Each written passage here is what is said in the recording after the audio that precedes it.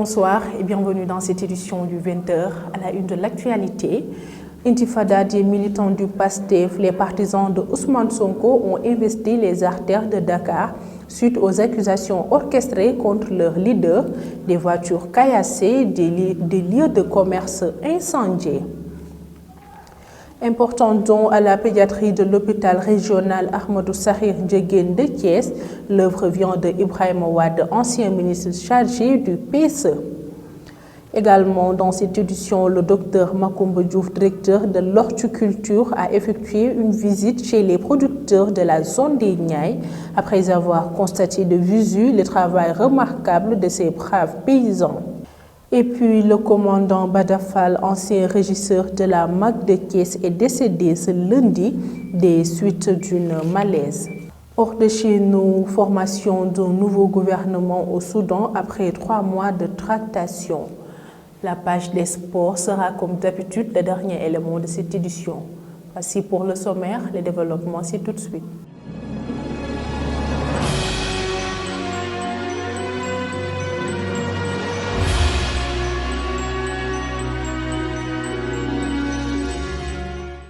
Décès enregistrés ces dernières 24 heures, 188 tests sont revenus positifs et 58 patients en réanimation. Tels sont les résultats des examens virologiques de ce mardi. Plus de détails avec le docteur El Hadji Mamadou Ndiaye, porte-parole du ministère de la Santé. Le ministère de la Santé et de l'Action sociale a reçu les résultats des examens virologiques ci-après. Sur 1329 tests réalisés, 188 sont revenus positifs, soit un taux de positivité de 14,15%.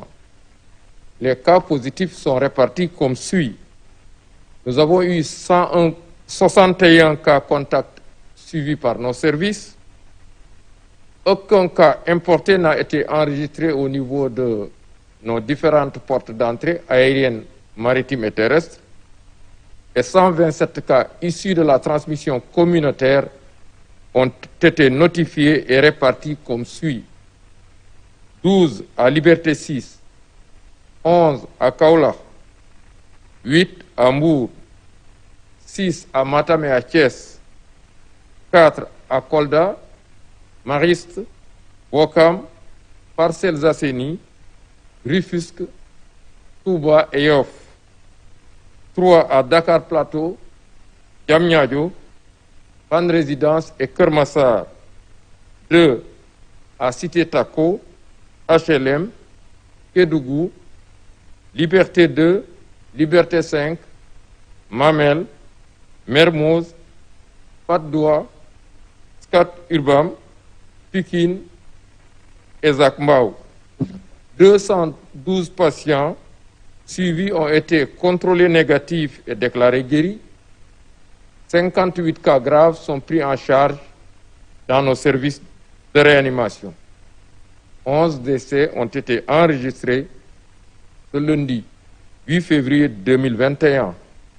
L'état de santé des autres patients hospitalisés est jugé stable. Les partisans de Ousmane Sonko ont fait une farouche opposition aux forces de défense et de sécurité. Selon eux, leur leader est victime d'un complot orchestré par le pouvoir pour freiner ses ambitions. Je vous propose de suivre les temps forts de ces échauffourées au quartier Cité Keur Gorgui.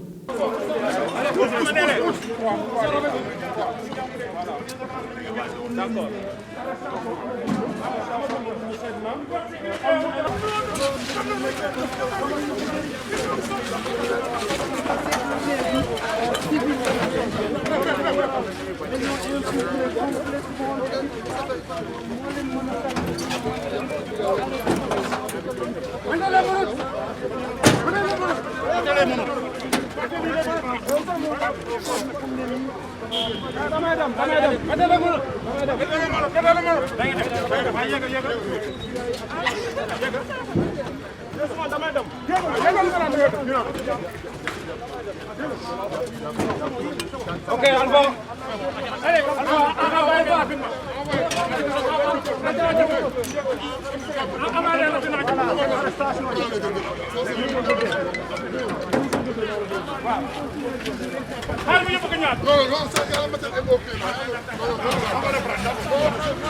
Ces militants plus déterminés que jamais disent être prêts à se sacrifier pour défendre leur leader et dénoncer la malgouvernance du régime actuel.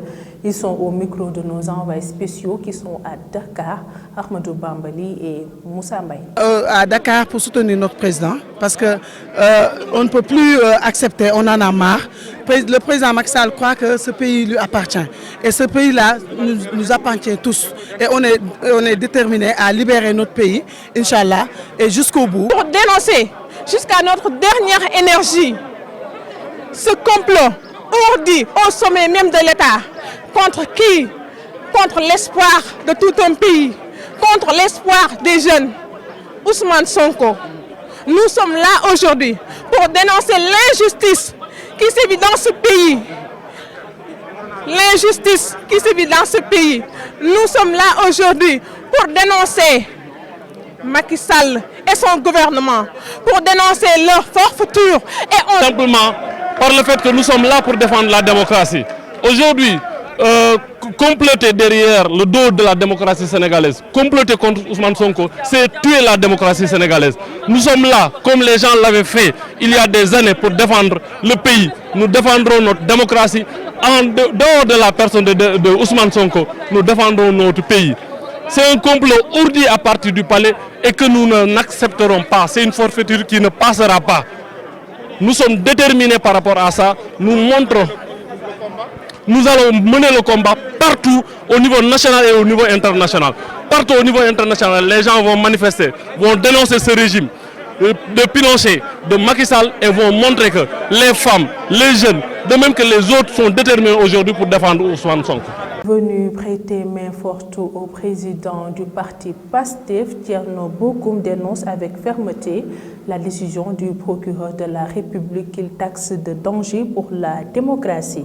Ces propos sont recueillis par Bambali et Moussa Mbaye. Le projet de troisième mandat, c'est ce projet qui est en cours qui fait que le pouvoir en place veut intimider l'opposition.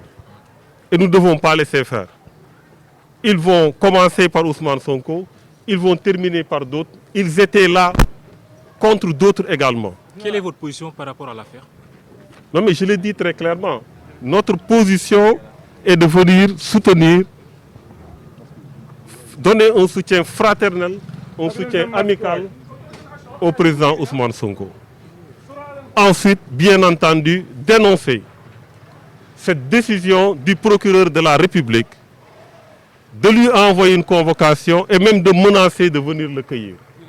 Nous pensons fondamentalement qu'il s'agit d'une attitude qui met en danger notre démocratie et nous le dénonçons totalement. C'est pourquoi nous disons que le procureur est un danger pour la démocratie.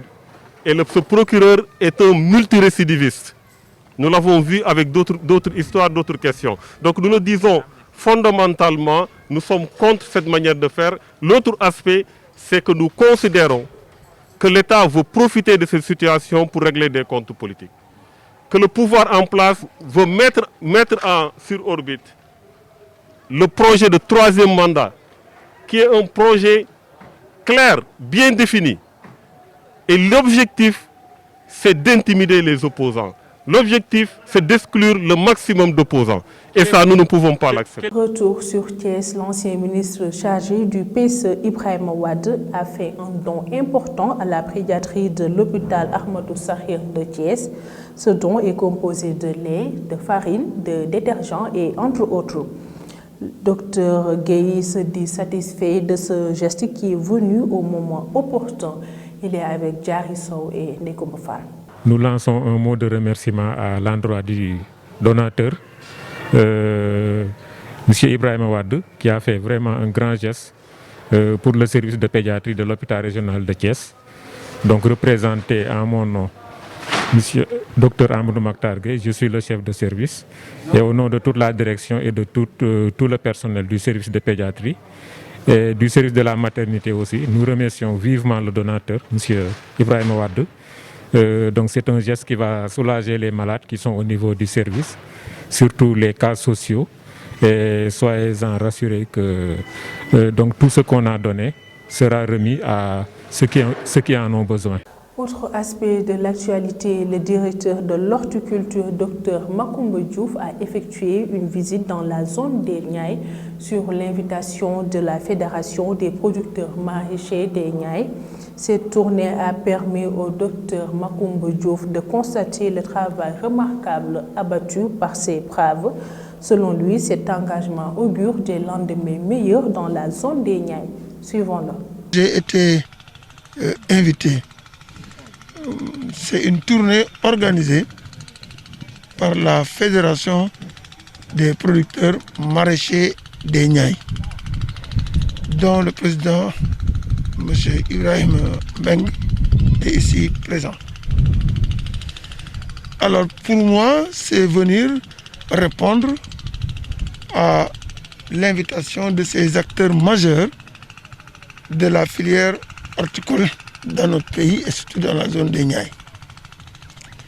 Cette fédération regroupe, je pourrais appeler, des acteurs professionnels que l'État a l'habitude d'accompagner. Je dois d'ailleurs vous dire que leur collaboration ou leur partenariat avec le ministère de l'Agriculture et de l'Équipement rural date de très longtemps. Même leur siège aujourd'hui à Sangalkam, ainsi qu'une assiette foncière pour leurs expérimentations, leurs démonstrations,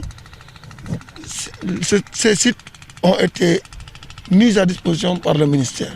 Pour vous dire donc la nature du partenariat entre le ministère de l'Agriculture et de l'Équipement rural et cette structure de producteurs. Mais vous voyez que ce qu'on a vu augure des lendemains meilleurs pour l'horticulture dans les Niayes. Donc voilà pourquoi on a été content d'être là et nous les encourageons à aller dans ce sens. Naturellement, je n'ai pas besoin de vous dire que l'État va continuer à les accompagner.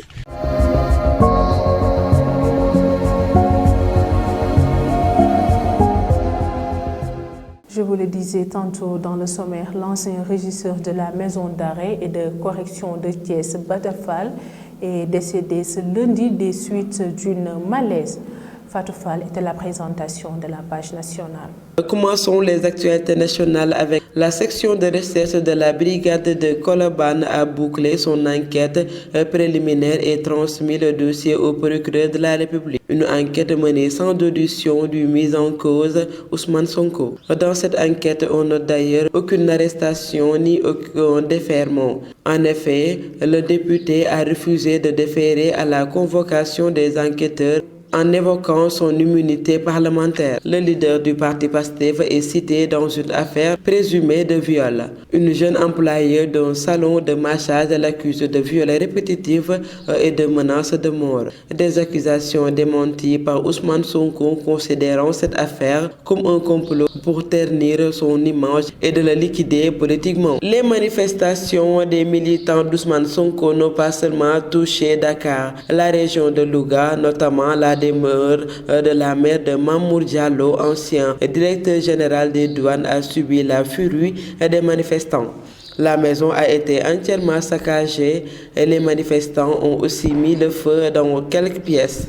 Et un grand malheur aurait pu arriver si ce n'était pas la promptitude des voisins et autres habitants de la maison. L'ancien régisseur de la maison d'arrêt et de correction de Thiès, Bada Fall, a perdu la vie suite à un malaise. Le drame s'est produit chez lui ce lundi matin au quartier Médina Fall à Thiès. Pour rappel, l'ancien directeur de la MAC de Thiès y était régisseur au moment de l'éclatement du dossier de feu Cheikh Béthio Thioune.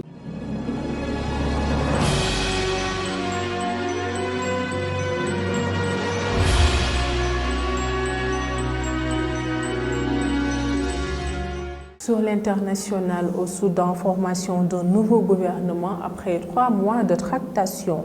Compte rendu Mamadou Ndione. Au Tchad, une dizaine d'opposants ont été incarcérés ce lundi et seront jugés pour avoir bravé une interdiction de manifester samedi, le jour de l'annonce de la candidature du chef chef de l'État à un 6e mandat en vue de la présidentielle du 11 avril prochain. Il réclamait une alternance au pouvoir et davantage de justice sociale, mais les rassemblements avaient été interdits. Les opposants au coup d'État mené par l'armée en Birmanie ont poursuivi la contestation dans le pays mardi, malgré l'interdiction de rassemblement et le couvre-feu. La police a utilisé des canons à eau, tiré des balles en caoutchouc et des gaz lacrymogènes pour disperser les manifestants dans plusieurs villes. Terminons ce rapide survol de l'actualité internationale au Soudan où après des mois de tractation, le Soudan a un nouveau gouvernement qui comprend des ministres issus des différents groupes armés, notamment du Darfour. Un accord de paix a été signé octobre dernier entre le gouvernement de transition qui a succédé à Omar el-Béchir et le Front révolutionnaire soudanais, une coalition de 5 groupes rebelles et de 4 mouvements politiques en vue d'un gouvernement inclusif. L'annonce de ce gouvernement a été faite dans la soirée hier par le Premier ministre Abdallah Hamdok.